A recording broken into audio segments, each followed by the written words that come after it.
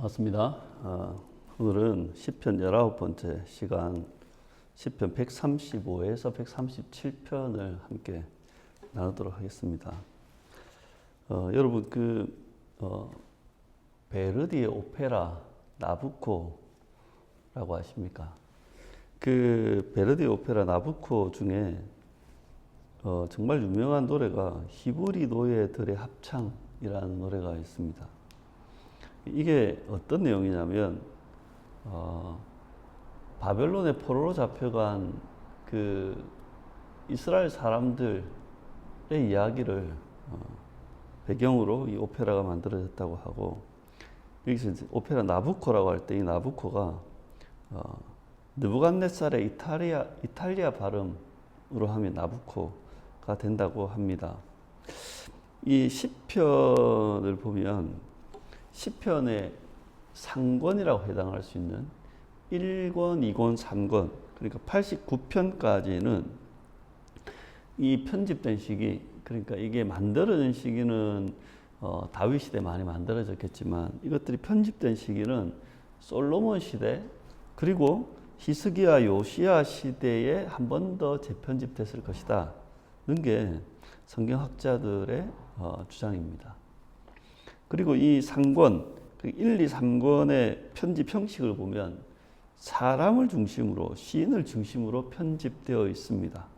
1권은 다윗의 시, 2권은 고라 자손 아삽, 다윗, 솔로몬의 시로 이어져 있고, 3권은 아삽, 고라 자손, 다윗, 고라 자손, 에단이라고 하는, 그러니까 이 시인들을 중심으로 해서 편집이 되어 있는데, 하권을 보면 4권과 5권을 보면 이 편집의 형식은 주로 주제, 그러니까 이 시의 주제와 내용을 중심으로 편집되어 있습니다. 그리고 이 편집 시기를 어떻게 보느냐 하면 성경학자들은 보통 포로기한 이후, 그러니까 에스라 느헤미야 시기로 추정을 합니다. 그래서 우리가 지금까지 봤던 이 4권에서는 지혜에 대해서, 그리고 왕이신 하나님의 공의와 언약에 대해서 이야기했고, 5권에서는 그 선하심과 인자하심을 감사하고 찬양하며, 그리고 여호와를 경외하고 말씀을 준행하라는 것이 107에서 119편까지였고, 120에서 137편은 전에 134편까지가 예루살렘으로 올라가는 노래라고 했고, 오늘 이 135에서 137은 예루살렘에서의 찬양과 감사에 대해서 노래하는 겁니다. 그러니까 요 하고는 저자가 중심에 있지 않고, 저자를 중심으로 편집한 게 아니라 주제별로 편집되어 있고, 특히 이 120에서 137편은 지난주와 이번 주는 예루살렘을 중심으로 한, 예루살렘이 주제가 되는 노래들인 것입니다. 짧지만 한번 보면 135편, 136편은요, 여호와의 선하심과 인자하심을 찬양하고 감사하는 노래입니다.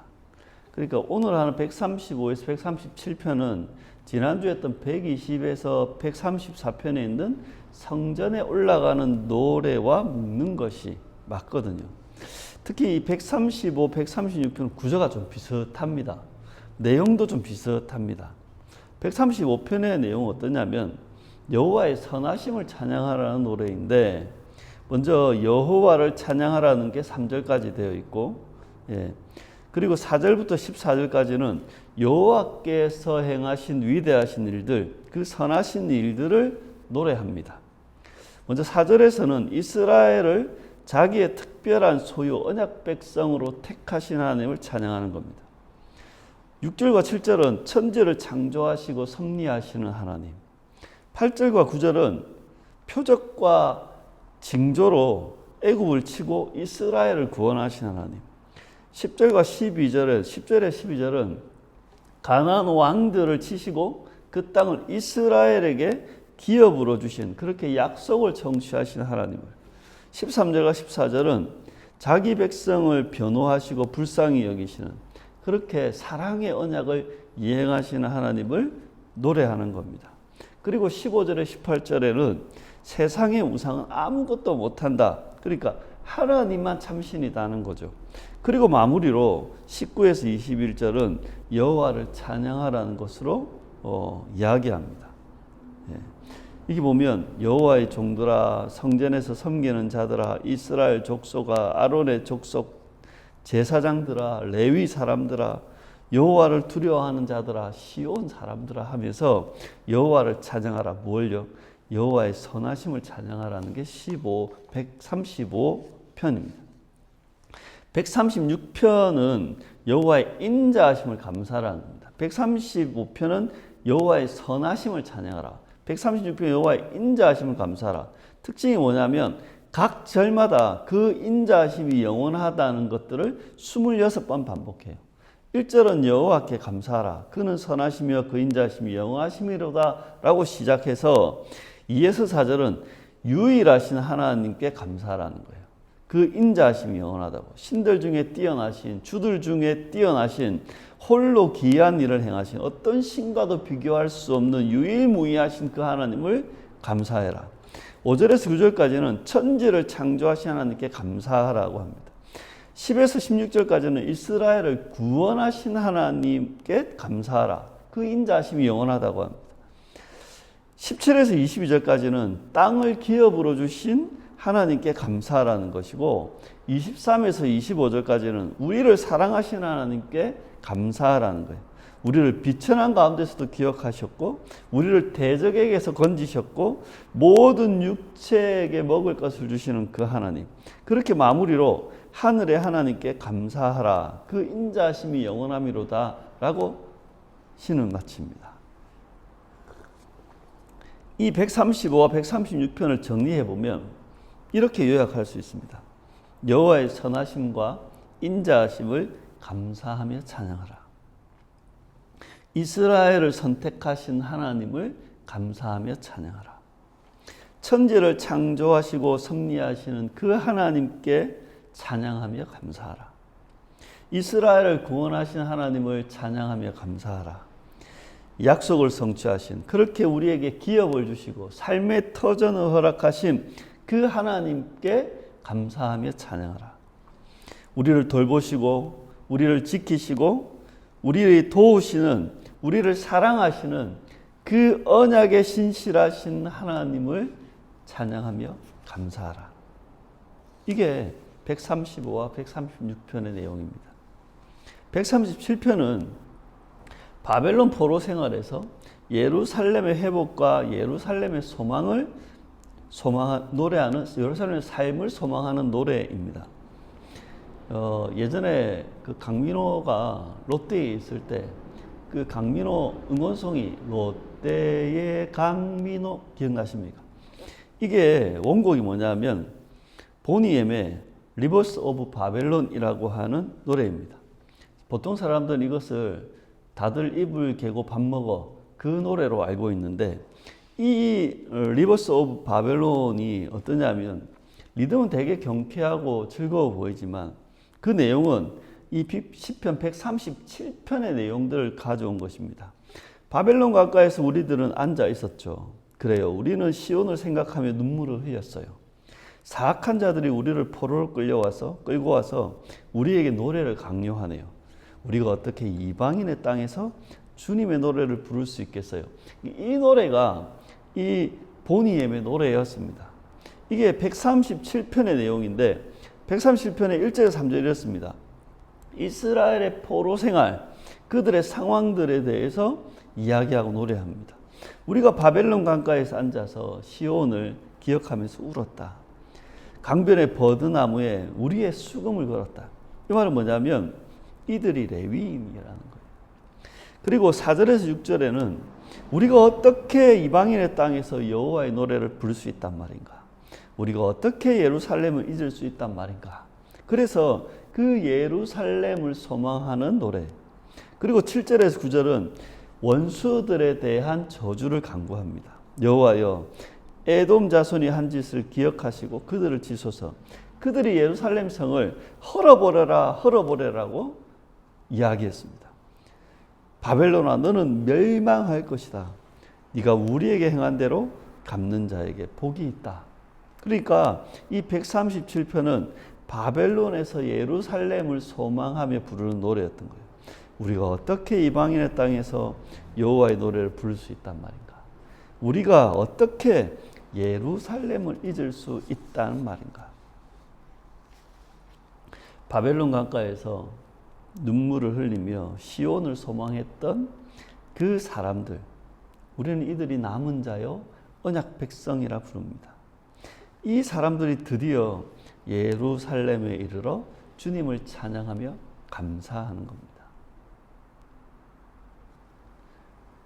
바벨론에 의해서 나라가 멸망당하고 성전이 무너지고 예루살렘 성이 파괴됐던 그때 그들은 바벨론 포로로 잡혀갔습니다. 그리고 그 바벨론 땅에서 수십 년을 살다가 1차 포로기한, 2차 포로기한, 3차 포로기한을 통해서 그들은 예루살렘으로 돌아왔고 예루살렘에 성전을 지었고 예루살렘 성벽을 재건하고 예루살렘을 다시 회복하면서 이들은 이 시편의 노래를 부르는 것입니다. 그렇게 예루살렘에 이르렀던 그들이 주님을 찬양하며 감사하는 거예요. 주님께서 선하심과 인자하심으로 우리에게 행하신 일들을 찬양하며 감사한다는 거죠. 여호와께서 우리를 선택하셔서 주의 백성으로 삼으셨다고 고백하며 찬양합니다. 여호와께서 우리를 창조하셨고 지금도 섭리하고 계심을 고백하며 찬양하고 감사합니다. 여호와께서 크신 능력과 기적으로 우리를 구원하셨음을 감사하며 찬양합니다. 여호와께서 약속하신 그 기업, 삶의 터전을 이렇게 주셨음을 찬양하고 감사합니다. 여호와께서 그 언약적인 사랑으로 지금도 우리를 돌보시고 도우심을 찬양하며 감사하는 겁니다. 하나님은 제국의 속박 속에 포로 생활을 하는 이스라엘을 다시금 예루살렘으로 돌아오게 하셨습니다. 이걸 우리는 포로기한이라고 합니다.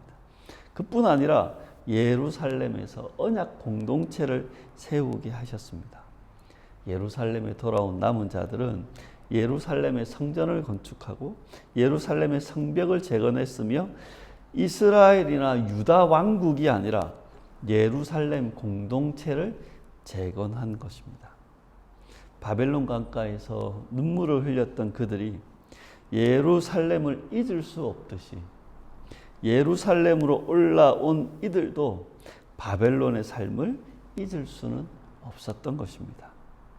이들은 지금의 예루살렘의 삶이 얼마나 값지고 소중한 줄 아는 것입니다.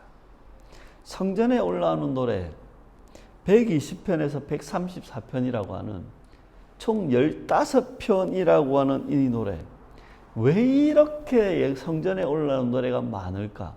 왜 이렇게 예루살렘과 시온으로 올라오는 노래가 많은가? 그것은 다른 말로 하면 그 바벨론 강가에서 눈물 흘리던 그들이 이제 예루살렘으로 올라오는 이 이야기가 그만큼 값지고 감격스러운 노래였기 때문입니다. 이방인의 땅에서 여호와의 노래를 부를 수 없었던 그들이 이제는 예루살렘에서 여호와의 노래를 마음껏 부를 수 있게 된 것입니다. 여호와께서 어떤 분이신지, 여호와께서 얼마나 선하시고 인자하신지, 여호와께서 우리를 위해 행하신 일이 무엇인지, 여호와께서 우리를 위해 행하신 그 선택과 창조와 섭리와 구원과 그 약속과 약속의 성취와 언약과 그 언약적인 사랑을 이제는 예루살렘에서 마음껏 소리 높여 부를 수 있는 그 감격, 이스라엘은 그걸 노래한 것입니다. 바벨론 강가에서 슬피 울던 자들이 이제는 예루살렘에 올라와서 기쁨으로 하나님께 감사하며 찬양하는 것입니다.